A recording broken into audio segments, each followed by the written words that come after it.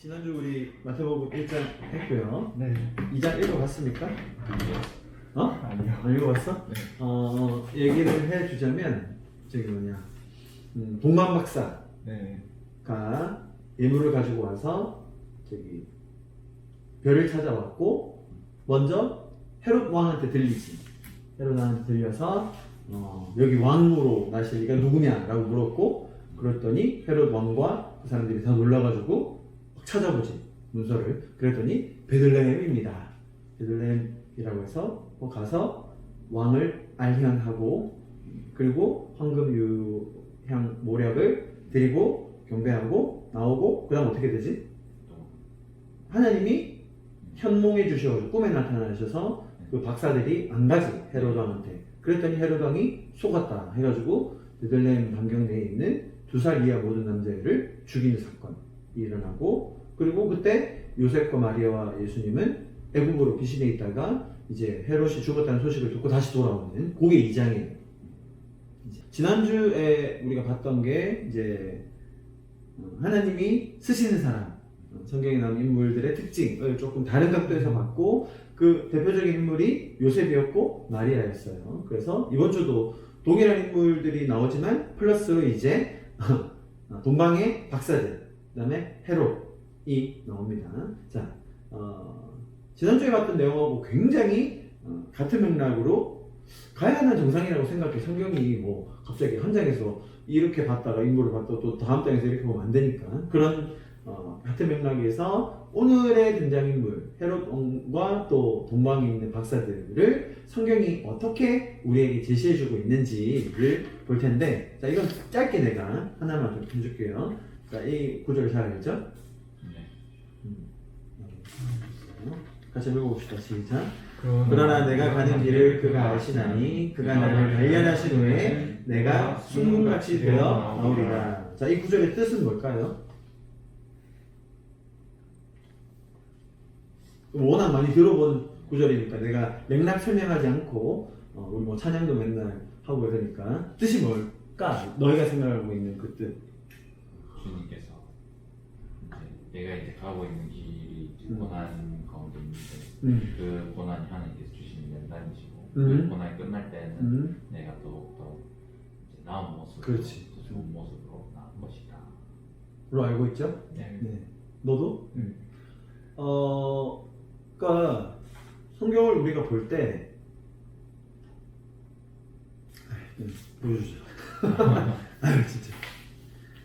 공동번역 읽어보세요. 공동번역 시작. 그런데도 그는 나의 걸음을 낱낱이 하시나니 털고 또 털어도 나는 순금처럼 깨끗하리라. 다음 세 번역. 하나님은 내가 발 한 번 옮기는 것을 다 알고 계실 터이니 나를 시험해 보시면 내게 흠이 없다는 것을 아실 수 있으련만.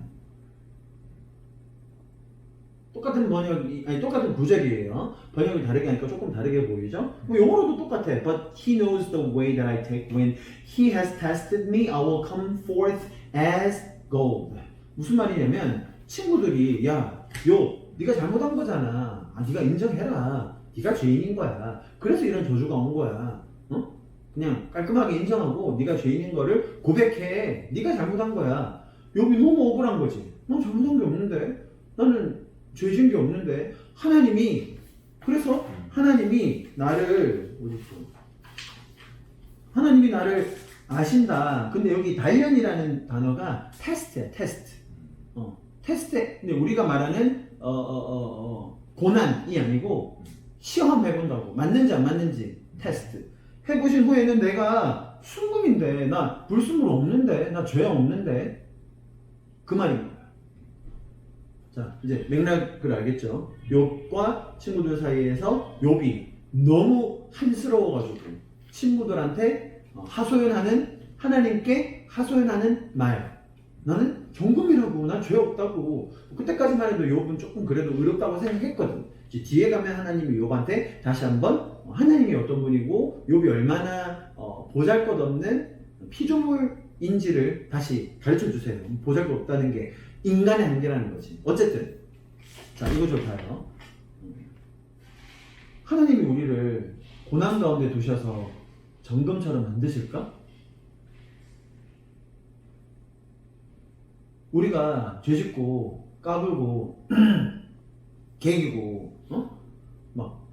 하나 안 될 거야 이러니까 이놈 새끼 봐라 그냥 한번 싹 그냥 이거 재련소 얘기하잖아요. 재련소 불순물 아주 뜨거운 욕망력을 확 담궈가지고 그냥 고난 속에 있게 해서 결국은 정금으로 나오게 한다라는 게 우리가 믿는 이 구절 때문에 대표적으로 이 구절 때문에 그런 하나님이라고 생각해. 성경을 한번 유심히 일단 우리 인생 돌아보고 있잖아요. 성경을 한번 유심히 봐봐. 그러니까 하나님이 일부러 죄인들을 더 깨닫게 하려고 더 정금처럼 나오게 하려고 막 골탕 먹이시고 고난을 주시고 죽을 똥 말똥 하셔서 결국 우리가 순금이 되는 거야? 아니면 봐봐 인간이 하나님을 몰라 무지해 죄를 지어 그럼 어떻게 돼? 그에 따른 결과가 따라와. 그게 선악과 얘기거든. 네, 몇 번 얘기했잖아요, 그지? FNC 때도. 그러니까 죄를 지으면 하나님을 모르고 살면 우리가 막 나락으로 떨어져. 내 자존감이 낮아지고 인생의 의미를 모르고 내가 왜 사는지 의미, 목적, 방향 상실한단 말이야. 그게 사실은 고난의 모습으로 많이 찾아와요. 죄의 결과가. 아담과 하와가 그랬거든. 하나님이 너 이거 먹는 날에는 내가 너 죽여버린다 라고 하지 않으셨어.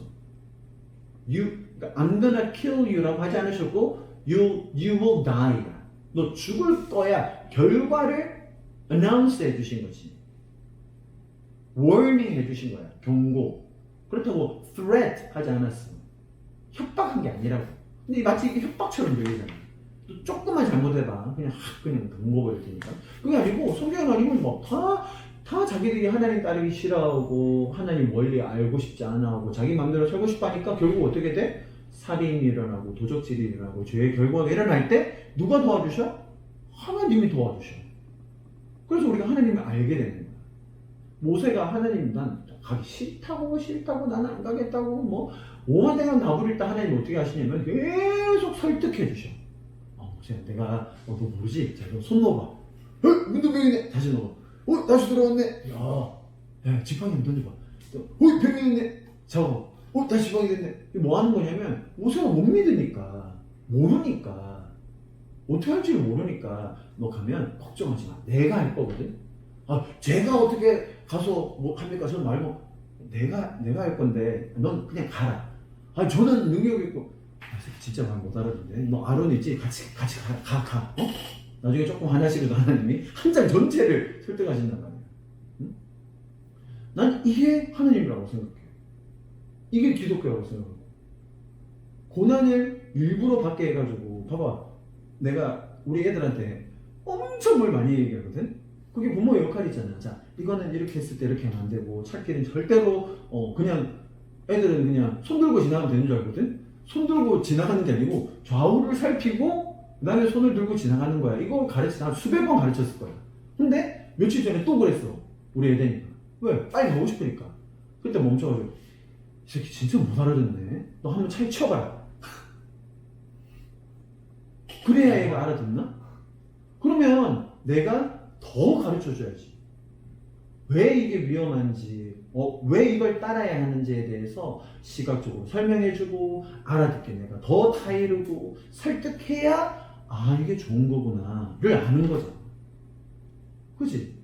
넘어져가지고 그렇게 뛰지 말라고 바닥에 물기 있어서 미끄러우니까 뛰다 넘어졌어. 너 부모 말을 한 귀로 듣고 한 귀로 흘리는구나. 다리가 좀 부러져 봐라. 그리고 나서 한 2달 고생하면 이제 깨닫겠지? 하나님이 그렇다고 믿는 거야 우리는. 안 그래? 하나님이 다 이렇게 얘기해. 너 신학교를 가도 일반 성도들은 하나님이 저를 이번에 뭐 교만한 저를 치셔가지고 교만한 자기를 치기는 지가 교만했으니까 그 길로 넘어졌지. 그 와중에 하나님이 나 만나게 하시고 은혜 받게 하시고 설득 당하게 하셔서 지금 이 자리에 있는 거지. 너무 하나님에 대한 이미지와 개념이 너무 왜곡되어 있다는 거야. 자, 오늘 말씀도 저는 비슷하다고 생각해요. 이 헤롯 왕에 대해서 고고학자들은 마찬가지고 특히 안 믿는 사람들이 봐봐 별을 누가 띄웠어? 느낌 있잖아. 이제. 하나님이 별을 띄웠어. 근데 동방박사들이 별을 보고 찾아갔어. 그리고 뭐 예배했다. 뭐 오케이. 그랬더니 결과가 뭐야? 2살 이하 남자애들이 그 지역에 있는 남자들이 대량 학살을 당했어. 헤롯은 완전 또라이였거든. 그 고고학자들이 남긴 문헌이 헤롯에 대해서는 꽤 많아. 그래서 얼마나 잔인한 사람들이었는지 기록이 많이 있어. 자기 안녕과 자기의 왕위를 위해서는 가족, 자식 죽이는데 아무런 거리낌이 없었어. 심지어 자기가 죽을 때 집에 있는 모든 가족들마다 한 명씩을 다 죽였어. 내가 죽는데 다 같이 울어야 될 거 아니냐. 아무튼 완전 또라이였거든 헤롯이. 근데 사람들은 이 메커니즘을 보고 하나님이 별 뜨시고 그래서 동방마사 찾아갔고 예배했더니 아니 그래서 요쪽은 싹 빼주시는데 그러면 이 많은 아이들이 죽은 건 하나님 책임 아니에요? 라는 결론으로 가기 쉬워. 그럼 우리는 하나님이 예언을 성취하시고 이루시기 위해 그 다음은 점점점 할 말이 없지. 그렇다고 아이들을 죽일 수는 없잖아. 하나님 죽이셔서는 안 되는 거지. 나는 이것만큼 오늘 본문 사실 뭐 별로 유명한 구절 그러니까 유명하다기보다는 논란되는 구절은 아니야. 근데 성경은 너무 정확하게 포인트가 어디 있는지 얘기해주고 있는데 우리가 놓치고 있는 거야. 마찬가지고. 그래가지고 흥분했나요? 나 조금 천천히. 자, 우리 동방박사에 대한 얘기를 해보겠습니다. 별이 뜬 것에 대한 이 역사학자들 혹은 신학자들, 성서학자들의 견해가 한 3가지 정도 있어요. 첫째, 자연계의 일반적인 현상과는 무관한 이적적 현상. 하나님이 반짝이게 하셨다라는 거지. 하나님이 딱 베들레헴 그 구유리의 별을 딱 띄우셨다. 많은 사람들이 그렇게 믿어. 그지? 그림에도 보면 딱 저 한 별이 반짝이고 있었잖아. 두 번째, 실제하지 않은 심리적인 현상이었다. 실제 별이 뜬 건 아니라 그 동방박사들이 느낀 어떤 심리적인 현상이었다. 세 번째, 해성 또는 폭발로 인해 엄청난 양의 빛을 몇 주 정도 발하는 초신성이라는 거 들어봤니? 초신성. 그래서 이 자연과학에 기록된 이런 별의 특이한 현상들이 그 역사에 남아있으니까 이런 역사학자들과 이런 사람들이 막 역으로 패턴을 추적해가지고 이때 이 지역에서 이런 일이 일어났었다라고 조사하는 분들도 계세요. 좀 약간 호수고일 것 같긴 하지만 어쨌든 자, 기존의 해석이 나오게 된 경위가 하나님이 별을 띄우셨고 하나님 때문에 이런 대량 학살까지 이어졌다. 뭐 마리아와 요셉을 보호해 주시긴 했지. 애굽으로 잘 피신갔지. 그까지는 좋은데 이 결과가 너무 아니지 않느냐라는 생각을 하게 됩니다. 자, 그래서 성경 있지. 마태복음 2장 펴놓고 자 한번 볼게요. 1절 2절.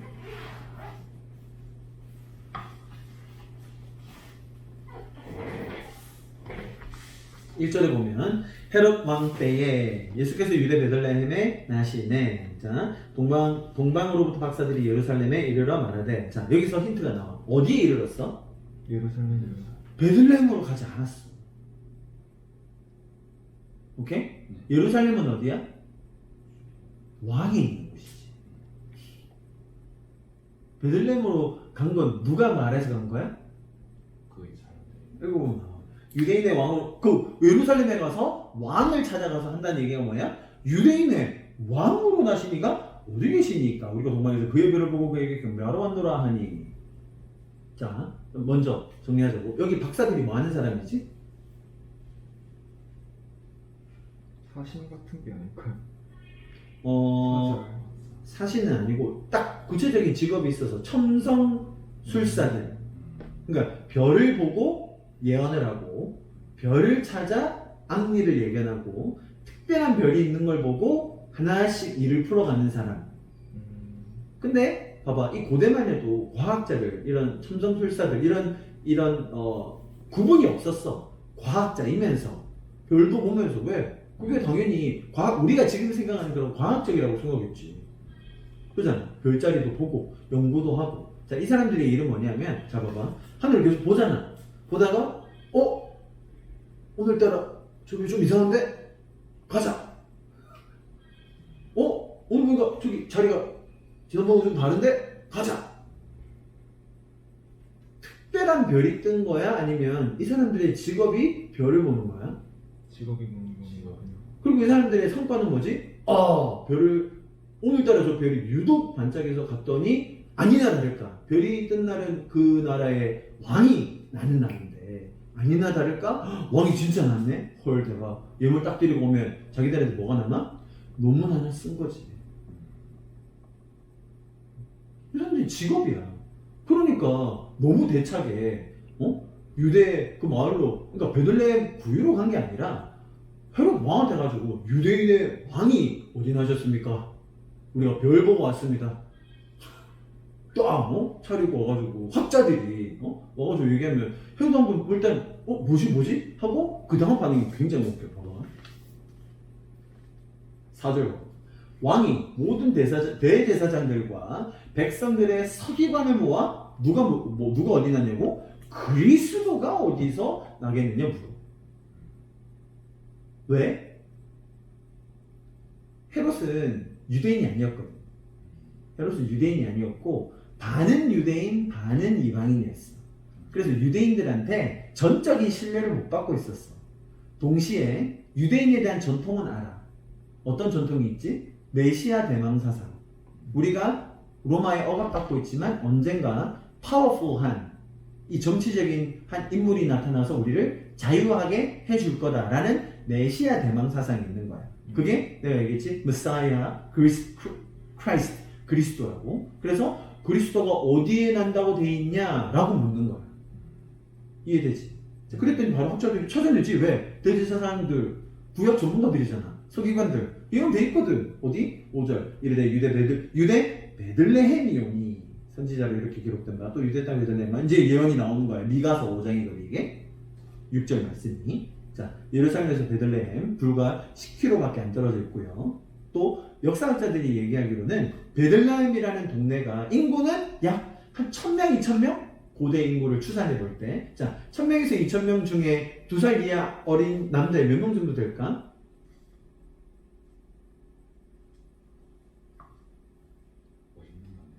그치? 그리고 그때 갓 태어난 아이 몇 명 정도 될까? 한두 명? 그러니까 찾기가 어려운 확률이 아니야. 부산에서 금정구에서 어디 신생 어디 있어 이게 아니라고. 알겠지? 별이 떠서 온 게 아니고 동방 박사들의 지금 내가 내 얘기를 왜 하냐면 그 다음에 딱 나와요. 잠깐만. 그러니까 이 동방 박사들이 메시아의 오심, 그리스도의 나심, 하나님의 아들이 오셔서 우리 죄를 구원해 주시고 그가 오시면 우리는 예물을 드려서 경배할 거고 예배하는 게 우리의 도리다 라는 신상으로 그런 의도로 온 사람들이 아니라는 거야. 파기되지? 내가 이거 결정적인 걸 얘기해 줄게. 7절 봐봐. 이에 헤롯이 가만히 박사들을 불러 별이 난 때를 자세히 묻고 뭘 자세히 모르고 이제 자기들은 맨날 그거 보고 있는데 아무튼 그래가지고 찾으면 나한테도 알려줘. 9절 그랬더니 그래가지고 듣고 갈 때 가니까 앞에 인도하여 별이 인도했겠어. 자기들이 보고 갔겠지. 자, 그 다음 10절이 중요해. 10절 읽어봐. 시작. 그들이 별을 보고 매우 크게 기뻐하고 기뻐하더라. 이해하겠지? 우리는 뭘 보고 기뻐했다고 생각해? 아기 예수의 탄생을 보고 메시아의 오심을 보고 하나님의 아들이 오셔서 우리 죄를 구원할 거라는 그런 광경을 보고 너무 감격해서 황금과 모략과 유향을 드렸다. 자, 봐봐. 이게 적용이 어떻게 가냐면 이렇게 흔히들 가. 그러니 우리도 예배를 드릴 때 어떻게 해야 돼? 우리의 가장 귀한 예물을 가지고 그 먼 동방에서 박사들이 아기 예수의 나심을 경배하기 위하여 산 넘고 물 건너 험한 길 마다하지 않고 와서 예배하는 이것이 바로 우리의 예배의 자세가 되어야 될 줄 믿습니다. 이렇게 해요. 근데 동방의 박사들은 예수님의 나심에 대한 관심이 1도 없었어. 오늘도 한 건 하고 가네. 자, 이런 사람들을 뭐라고 하죠? 별 볼 일 없는 사람들. 별짓 다 하는 사람들. 그러니까 우리는 봐봐. 이 사람에 대한 어떤 이 성경에 나오는 인물들 혹은 우리 주변에 있는 사람들까지도 굉장히 성경의 관점과 달리 보는 경우가 많아요. 무슨 말이냐면 동방 박사가 대단한 사람? 하나님을 잘 경배하는 사람? 어떻게? 예수님의 나신 어떻게 알고? 예수님이 누구신지 어떻게 알아서? 제자들 3년 반 지내고 예수님 죽었다 살아나신 보고 승천하는 와중에도 예수님 누구지 몰랐거든. 예수님의 뜻 이해 못했거든. 성령 오시고 나서야 하고 이해하기 시작했어. 사실은 예수님 직접 보고 가르치시는 동안에도 한마디도 이해 못했어. 우리 이제 마태복음 보면서 그런 얘기 쭉 할 건데 동방 박사들이 어떻게 알아? 동방 박사들은 예배하러 온 게 아니라는 거지. 자, 마찬가지로 우리 주변에 있는 사람들도 사실은 사람을 강조하고 신앙에서 어떤 개인의 능력을 부각하는 순간 사실 신앙은 굉장히 변질돼요. 봐봐, 동방 박사처럼 뭔가 우리가 모르는 비밀 아니면 뭔가 특별한 계시, 자연계의 현상을 해석하기 시작하면 우리는 그런 분들을 뭐라고 부르죠? 뭐 2단 3단이라고 부르는 거야. 주님이 저에게 별을 통해서 말씀하셔도 오늘 제가 동방박사처럼 이렇게 예배하고 왔습니다. 이건 바로 뭐 2단 되는 거지. 근데 얘들아, 내가 뭐 2단으로 극단적으로 얘기했지만 주변에 그런 분들이 꽤 많아. 시몬이 금식 며칠에 갔니? 너는 금식을 진짜 못할 체질인데. 음식은 그냥 간단하게 한 끼 안 먹는 그렇지. 방향으로. 그건 금식이라고 하지 않고요. 그렇죠. 금식이라고 합니다. 금식이라고. 그러니까 이게 저 혼자 하는 게 아니라 가족들이 다 같이 오케이, 약속을 해서 그럴 수 그렇게 있죠. 하는. 저는 한 20일 정도를 여러 번 해봤고요. 자, 다르게 보이지? 영빨이 있어 보이지? 나는 내가 이제 너희랑 친하고 하니까 이렇게 말하면 영빨이 안 서지. 그냥 딱 정정했고 목소리 좀 쉬어가지고 40일 금식을 딱 끝내고 나오신 분들이 있거든. 교인들이 그 앞에 굉장히 좋아해요. 기도 받고 싶어요. 은사 있는 분들, 계시 받았다고 얘기하는 분들, 그런 분들한테 굉장히 사람들이 모여요. 그게 그냥 어쩔 수 없는 죄인의 심리야. 근데 봐봐, 마치 동방박사처럼 성경은 그런 인물의 잘난, 잘한 것들을 부각하는 게 아니라는 거야. 전혀 아니라는 거지. 그러니까 우리가 성경을 볼 때 성경은 잠깐만 위인전이 아니야. 우리는 너무 많은 경우에 성경을 위인전으로 봐. 그래서 오늘 묵상한 말씀에 이 인물의 한 행동을 바탕으로 나는 어떻게 살아야 할까? 오늘 동방 박사가 열심히 멀리까지 가서 예배했으니 나도 열심히 날 예배하면 하나님이 날 좋아하시겠지, 기뻐하시겠지, 상 주시겠지. 이런 메커니즘으로 자꾸 간다는 거지. 오늘도 하나님과 내가 친밀하게 교제하고 하나님의 뜻을 더 알아가고 하나님의 뜻을 안 만큼 내가 더 살 수만 있다면 얼마나 기쁠까? 그것이 나에게 얼마나 큰 유익과 만족과 열매를 줄까? 라는 접근이 아니라 굉장히 왜곡된 접근으로 간다. 나는 그 얘기를 하고 싶은 거야. 너희가 아직 40일 기도 많이 하신 분 못 만나봤구나.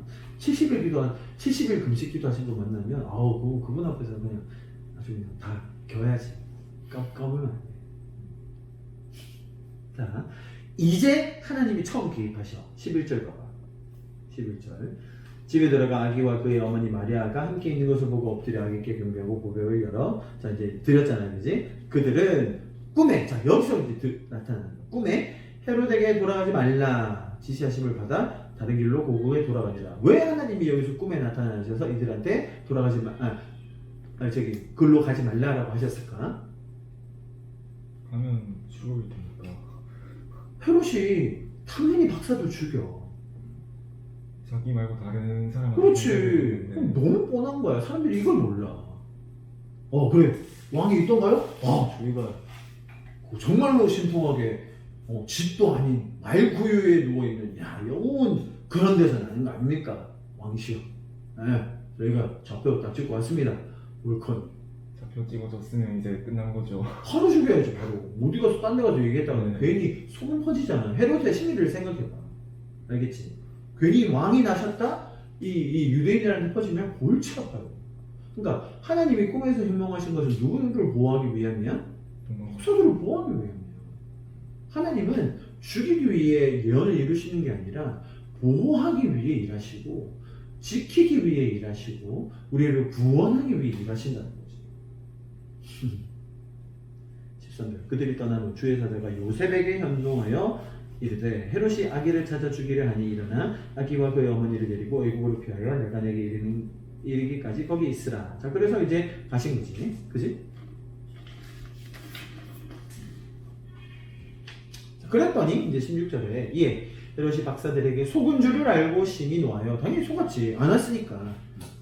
그 정도는 알겠지. 왕도 생각이 있을 거니까. 사람을 보내어 베들레헴과 그 모든 지경 안에 있는 사내를 박사들에게 자세히 알아본 대로 그때를 기준하여 2살부터 그 아래로 다 죽이니. 자, 이런 게 사실은 그러니까 죄인의 심리, 죄의 결과라는 거.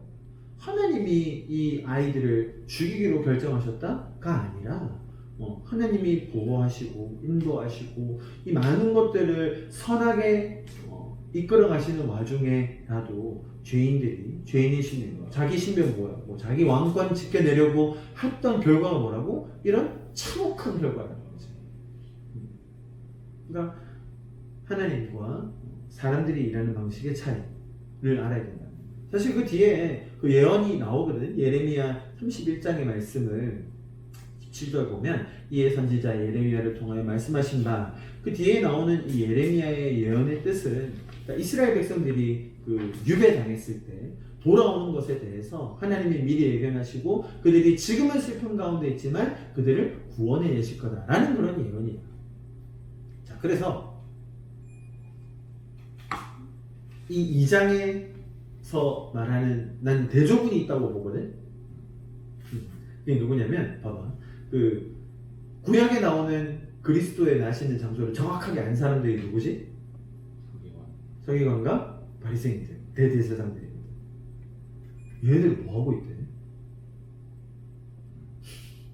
다 아는 이 사람들은 그냥 왕 밑에 빌붙어가지고 그러고 있는 거야. 근데 정말 아무것도 모르는 뜬금없는 동방의 박사들이 와서 예수님의 나심을 그래도 경배했잖아. 예배했잖아. 예물도 드리고. 얼마나 좋아. 그러니까 이게 의도 자체는 우리가 수정을 했지. 그러나 이 두 대조군을 볼 때 지금 둘 다 잘했다는 게 아니야. 유대인들이 뭐 하고 있냐는 거야 지금. 메시아가 이렇게 오셔서 그들을 구원할 그들이 모르기 때문에 어쩔 수 없는 부분이 있지만 그래도 대제사장들은 다르잖아. 알고 있으면 자기들도 가봤어야지. 그지? 가르쳐만 주고 자기들도 가서 직접 보고 실제로 오셨나? 자기들은 그렇게 기다리고 있었으면서 도리어 권력욕과 자신들의 야망에만 심취해 있었지 실제로 메시아가 오실 것에 대한 관심은 하나도 없었다는 거야. 그럴 때 하나님은 성경에 얘기하셨듯이 돌이라도 들어서 찬양하게 하신다는 말처럼 정말 뜬금없는 동방의 박사들이 와가지고 하나님을 예배하는 이런 상황이 얼마나 유머러스하냐는 거야. 하나님이 보실 때. 자, 그런 그림을 우리에게 보여주시는 거지.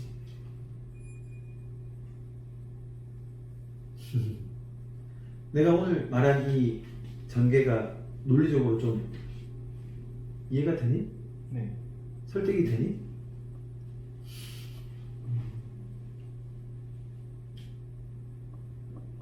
모르겠어요.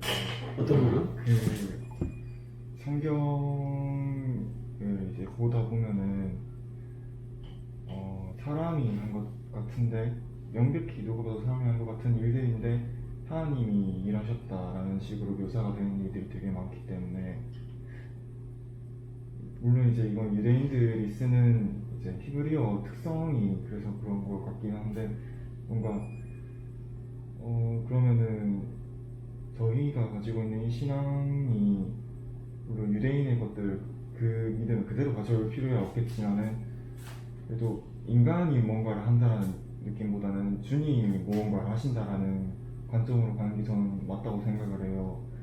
그래서 늘 고민을 했던 게 헤롯 왕이 이제 베들레헴의 아이들을 죽인 것처럼 그런 끔찍한 일들에 대해서는 이제 죄의 결과다라고 설명을 하지만은 사실 결국 주님의 그 주권 아래에서 일어나는 일들이라는 거는 변하지 않는다고 저는 생각을 하거든요.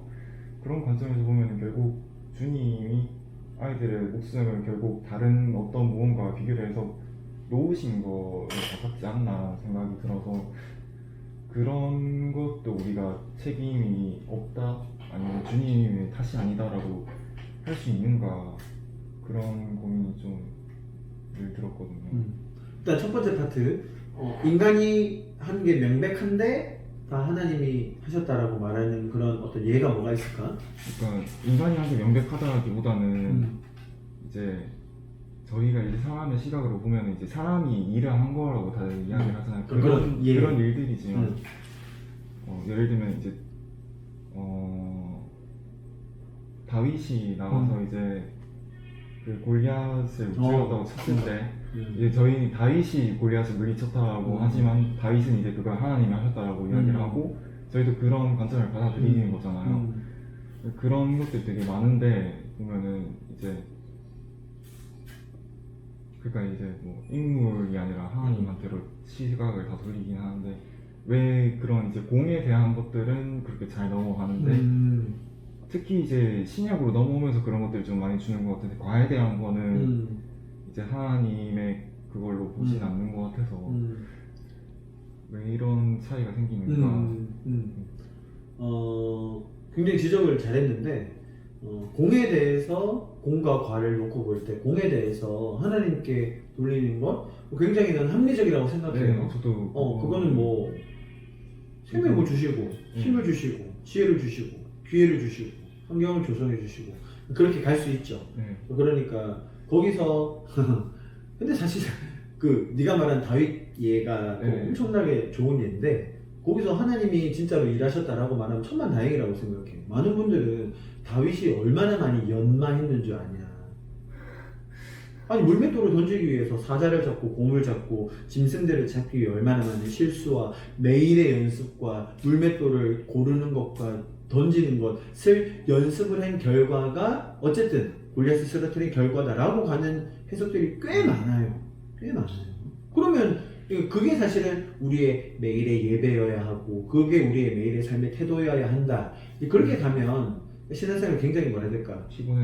피곤해지고 이제 답답해지지. 그래 오늘도 나는 나중에 언제 나올지 모르는 골리앗을 잡기 위해 오늘도 열심히 해봐야지. 그게 뭐라 해야 될까?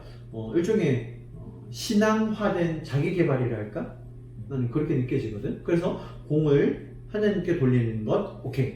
자 근데 과가 하나님께 가지 않고 마치 죄의 결과인 것으로만 하는 것은 우리가 어떻게 봐야 될 것인가. 결국 하나님은 그 위에 다 계시고 네. 어쨌든 이제 이게 조금 더 나아가면 신학적으로 말하면 운명론적, 결정론적 이제 그거를 전문용어로 하이퍼 칼빈이즘이라고 불러. 칼빈이즘이 하나님의 주권을 굉장히 강조해. 반대쪽 파는 인간의 의지를 강조해. 두 개 다 굉장히 맞는 면이 있어요. 어느 면까지는. 근데 여기서 하이퍼 칼빈이즘이라고 그냥 모든 게 다 정해졌다는 거야. 이 사람들은 선교 안 해. 전도 안 해. 왜? 하나님이 구원하실 자들을 구원하시지. 그럼 구원 못 받는 저 이슬람 사람들 어떻게 됩니까? 지옥에서 땔감으로 쓰실 거야. 내 말이 아니고 그렇게 얘기를 해. 신학자들이. 정해졌다는 거야. 그것까지는 우리가 못 가게 되지. 인정하기 쉽지 않아. 근데 그런 신학자들이 꽤 많아. 내가 반론하고 싶은 건 자, 하나님이 사사기에서 보면 막 아람 민족을 들어서 이스라엘 백성들을 치셔. 옆에 있는 이방 민족들을 매로 쓰셔서 이스라엘 백성들을 치신다고 나와. 네. 자, 그거는 과가 하나님한테 갔지. 네. 근데 이것도 표현이 이제 연단에 이제 그런 것처럼 해서 이스라엘 백성들 연단을 하기 위한 그치. 수단처럼 그렇게. 이거잖아. 딱 내가 말한 그 욥기잖아. 자, 근데 봐봐.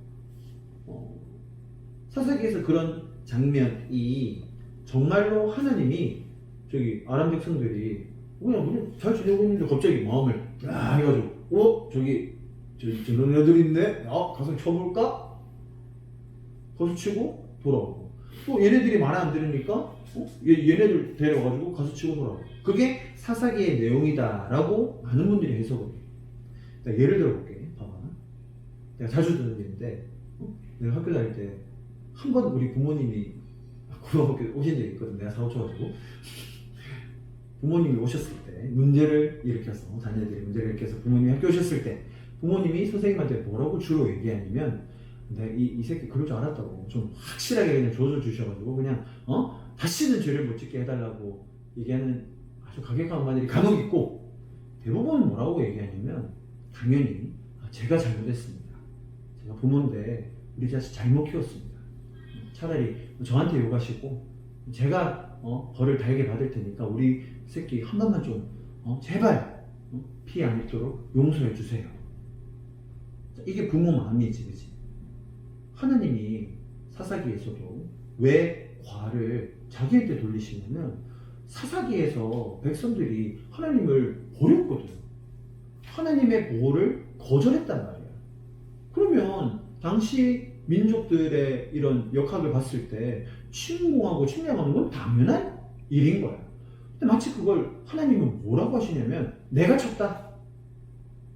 내가 걔네들 불러왔어 그냥. 하나님이 자기가 덤터기를 쓰셔. 마치 내가 한 것처럼. 자기 뺨을 때리셔 차라리. 난 그게 십자가라고 생각해. 이게 성경의 굉장한 관점의 전환이거든. 하나님은 언제든지 이방이라는 매를 드셔서 막대기를 드셔서 우리를 연단하셔서 정금으로 만드시는 분이신지 아니면 내가 잘못했고 내가 죄를 지어서 내가 죄의 결과로 신을 있을 때 마치 하나님께서 내가 덜 가르쳤구나, 내가 아직도 널 설득 못 시켰구나, 내가 아직도 너한테 이해되게 못해 계시를 못 해줬구나, 내 잘못이다 라고 하시는 분인지. 이 성경의 내러티브라고 하는데 이런 서사가 어느 쪽으로 흘러가고 있는지, 비단 이런 지금 오늘 우리가 본 헤롯 왕의 이야기도 그러면 왜 헤롯 왕한테 가서 꿈으로 현몽해 주시죠? 왜? 야 너 악한 맘 먹고 있는 너 그렇게 하면 내가 죽여버릴 거야? 내 생각에 헤롯은 더 했을 거야. 안 되겠다. 10살이야 다 죽여버려. 그러니까 하나님이 그러니까 지금 사실은 어느 시점에 가면 우리가 구분할 수 없는 시점이 와. 하나님이 어디까지는 허락하셨고 어디까지는 용납하셨고 어디까지는 계획하셨고 어디까지는 본인이 다 인도하시는 거지? 라는 거에 있어서 우리는 무슨 말인지 알겠지? 뭐 밀리미터로 우리가 알 수는 없어.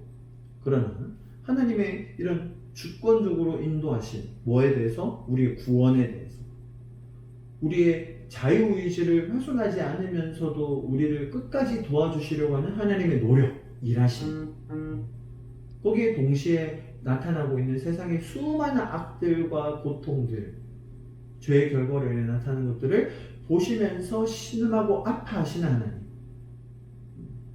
나는 이런 관점으로 성경을 보는 게 맞다고 생각하거든.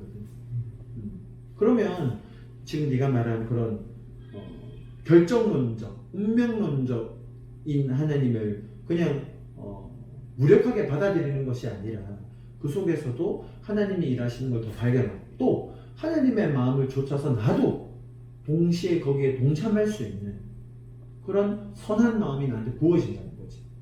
그런 악을 매번 시리아 내전 소식 날 때마다 나는 막 가슴 미어지거든. 중동에 있는 아이를 보면서. 그럼 내가 할 수 있는 게 없잖아. 하나님 왜 저렇게 그냥 두시지?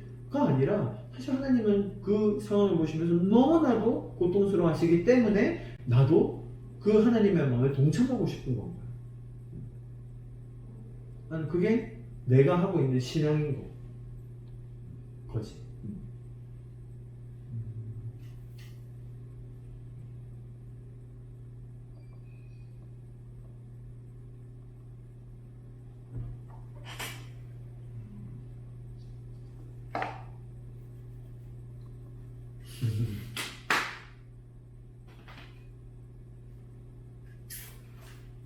마태복음 2장이 이제 별것 아닌 내용이었지만 또 우리의 어떤 하나님을 바라보는 관점을 넓혀주는 거지. 난 넓혀주는 거라고 생각해. 나는 뭐 과거에 있던 우리의 적용들 이런 것들 뭐 예물 들고 열심히 와서 예배드리는 거 좋아.